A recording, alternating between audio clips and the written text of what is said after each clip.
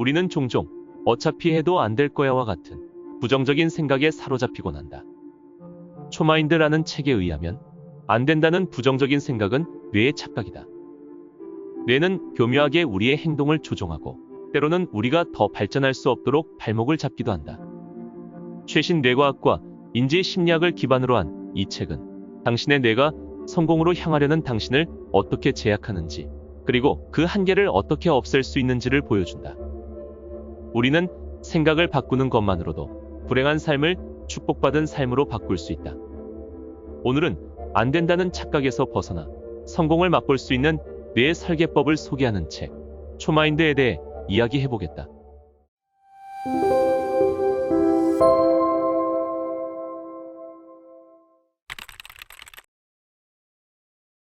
지금부터 뇌 속 이야기를 만들어내는 존재에 내레이터라는 이름을 붙여보려 한다. 이 내레이터는 우리 머릿속에 살면서 우리 삶의 사건들에 대해 실시간으로 이야기를 풀어나간다. 그런데 가끔은 이 내레이터가 우리를 자멸로 이끌기도 한다. 1960년대 신경과학자 마이클 가자니가는 좌뇌와 우뇌의 기능에 관한 연구를 했는데, 좌뇌는 해명하고자 하는 욕구가 강해서 말을 꾸며내는데 거리낌이 없었다. 가자니가 박사는 뇌가 종일 상대방을 납득시킬 만한 이야기를 만드는 일을 하고 있다고 주장했다. 여기에서 내레이터가 등장한다. 내레이터는 경험과 관련된 모든 원데이터를 해석해 이해가 될 만한 방식으로 연결한다. 파편적인 데이터들을 말이 되게끔 연결해주는 일종의 접착제 역할을 하는 것이다.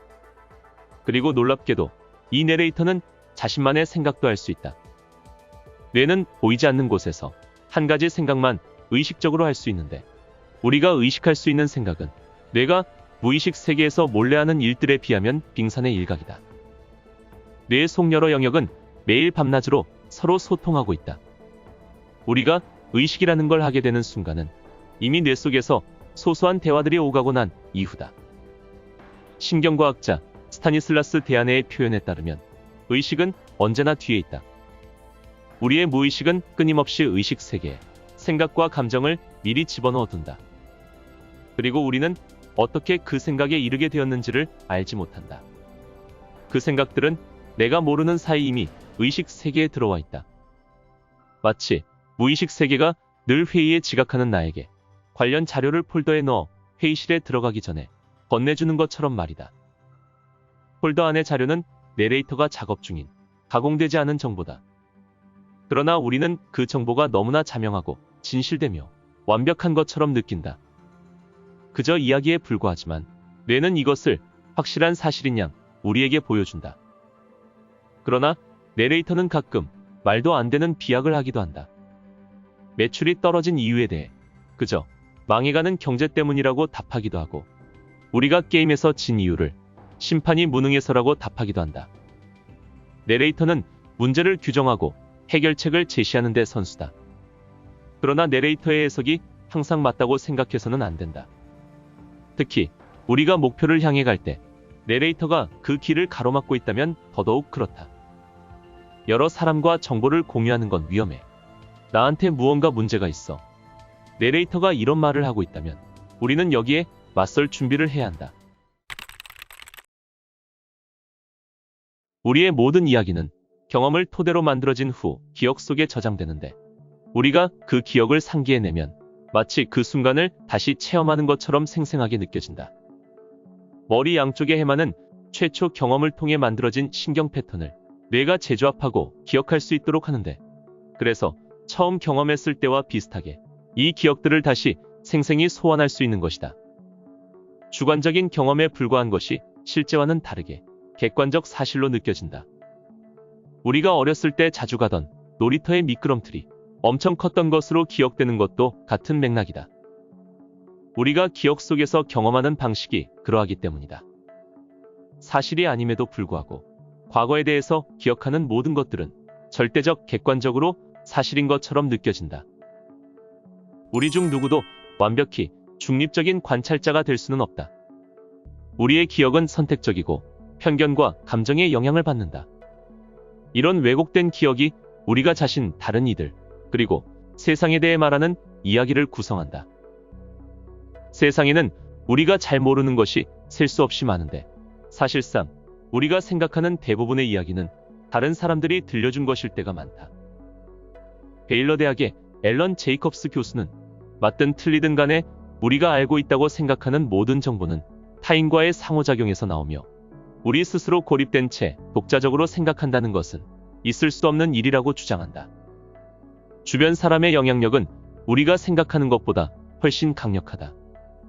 행복한 친구를 둔 사람과 친구여도 본인이 행복해질 가능성이 증가한다는 연구 결과도 있다. 우리는 지식 공동체 속에 살고 있다. 세상에 대한 우리의 이야기는 주변 사람들로 인해 지대한 영향을 받거나 그 사람들에게서 받은 것이다. 그리고 직접 경험한 일이든 다른 이들로부터 듣게 된 정보든 뇌 속 이야기는 기본적으로 확증하려는 경향을 타고난다. 우리의 이야기가 정확하거나 이롭다면 다행이다. 우리가 믿는 대부분의 것이 좋은 판단을 내리는데 도움이 될 만큼 사실이기 때문이다. 그러나 여기에는 재미있는 단점이 하나 있다. 그 생각이 어딘가 잘못되었을 때 그것을 인정하기는커녕 눈치채기도 어렵다는 것이다. 우리가 시뮬레이션 세계에 살고 있다고 말하면 그저 웃으면서 말도 안 되는 이야기라 치부할 것이다. 그러나 전혀 어색한 말은 아니다. 뇌가 우리가 살고 있는 현실의 시뮬레이션 세계를 뇌 속에 만들고 있는 것이다. 보통 우리는 이 기능을 상상이라 부른다. 심리학자 케네스 크레이크는 뇌가 현실을 시뮬레이션 모델로 삼아 사고하고 무의식적으로 최선의 행동을 결정한다는 이론을 정립했다. 우리가 만들어낸 이야기는 좀 더 나은 결과를 위해 미래의 사건들을 예상하며 여러 가지 시나리오를 돌려볼 수 있는 일종의 현실 세계 시뮬레이션인 것이다. 우리는 그 이야기 속의 주인공인 셈이다. 신경과학자 제르지 부자키는 뇌는 자신이 모른다는 사실을 모른다라고 말했다. 모든 상황에서 뇌는 머릿속에 이미 존재하는 정보를 활성화할 수 있다는 것이다. 결국 성공은 과거를 토대로 이루어진 최선의 이야기가 현재 상황을 얼마나 잘 파악해 그려내는지에 달려있다. 내레이터는 감각을 통해 취합한 것을 경험과 공동체, 그리고 상상력이라는 필터를 통해 처리한 후 그 사실에 관한 이야기를 당신에게 들려준다. 그러나 그 이야기는 사실이 아니다. 당신의 뇌가 최선의 추측을 토대로 만든 카피일 뿐이다. 집 앞 횡단보도를 건너는 것처럼 단순한 일상에서는 뇌가 현실을 꽤 충실히 반영한다. 그러나 더 복잡한 상황을 해석해야 할 때 뇌는 가끔 완전히 잘못 짚을 때가 있다. 남들이 무슨 생각을 하는지 추측하려고 하는 것이 대표적이다. 내레이터는 유용한 가이드가 될 수 있지만 항상 옳은 가이드는 아니다. 이런 오류들을 극복하고 미래에 더 나은 결과를 만들기 위해서는 지금 상황에 대한 질문이 반드시 필요하다. 추측이 현실의 벽에 부딪혀 시험당할 때 우리는 배우고 성장한다. 그러고 나면 현실에 대한 좀 더 명확한 그림을 얻게 된다. 그렇게 더 나은 이야기를 하는 법을 알게 되면 예전에는 상상만 했던 결과를 실제로 만들어낼 수 있게 된다. 많은 사람은 새로운 가능성에 대해 자기도 모르게 마음의 문을 닫고 있다. 이것은 당연한 일이다. 내레이터는 실패로부터 당신을 보호하는 일을 가장 중요하게 여기기 때문이다. 그건 절대 할 수 없어. 우리는 절대 이길 수 없어. 이런 말들은 우리를 위험성으로부터 차단해 확실성을 보장하기 때문에 어느 정도의 안정감을 제공한다. 부정적이거나 방어적인 언어를 사용했다면 왜 그랬는지 자문해보자. 그저 생각을 되짚으면서 살피면 된다. 긍정적인 태도를 스스로 되뇌며 마치 진짜 그 이야기를 믿는 것처럼 실천해보는 것도 방법이다. 그러다 보면 행동을 통해 믿음이 실현될 것이다. 마치 현실이 우리의 믿음을 따라와 주는 것 같다. 일반적으로 사람들은 질문할 때 보통 문제 자체에 집중한다. 예를 들어 도대체 뭐가 문제인 걸까? 이 일이 왜 일어난 거지? 이런 식이다. 이런 질문을 폐쇄형 질문이라고 한다. 문제에 지나치게 집중하다 보니 해결책도 뻔한 것들만 도출된다. 질문이 우리의 상상력을 제약한다고 볼 수 있다. 그래서 우리는 긍정적인 질문을 해야 한다. 무엇이 이것을 가능하게 하지? 이것에 대해 나보다 더 잘하는 사람은 누구일까? 이런 질문을 묻는 사람은 배우는 입장이라는 것을 알 수 있다. 닫힌 폐쇄형 질문은 즉각 알 수 있는 유일한 정답이 있다고 전제하는 반면, 열린 가능성 질문은 상상력 한가운데서 탐색과 발견을 가능하게 한다. 새로운 생각을 만들어내는 또 다른 기술은 기존의 생각에 반대하는 것이다.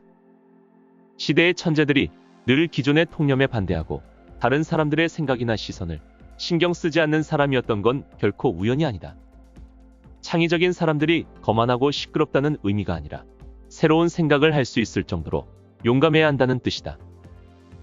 노벨상 수상자들을 분석한 한 자료에서는 그들이 돌파구 마련을 위해 의도적으로 모순된 생각에 골몰했다는 점을 발견할 수 있다.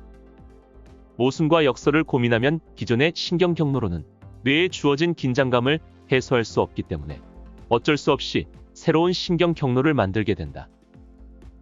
그럼에도 불구하고 막다른 골목에 막힌 기분이 든다면 어떻게 해야 할까?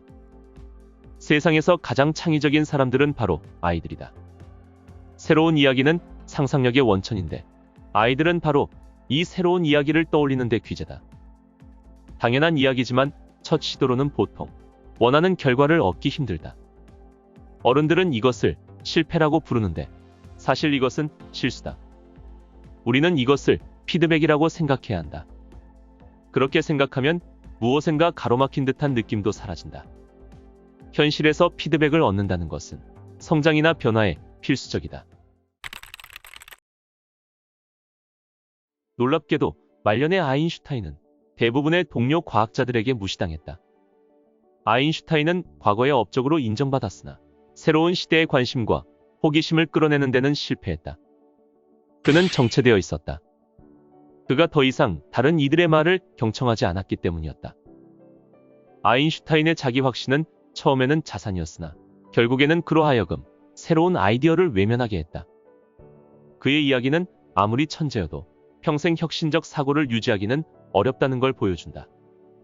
직면에 있는 가장 시급한 문제들을 해결하기 위해 우리는 다른 사람의 생각을 활용하는 방법을 알아야 한다. 최고의 리더는 수용적이고 배움에 열려있는 자세를 유지함으로써 그 위치를 지킨다.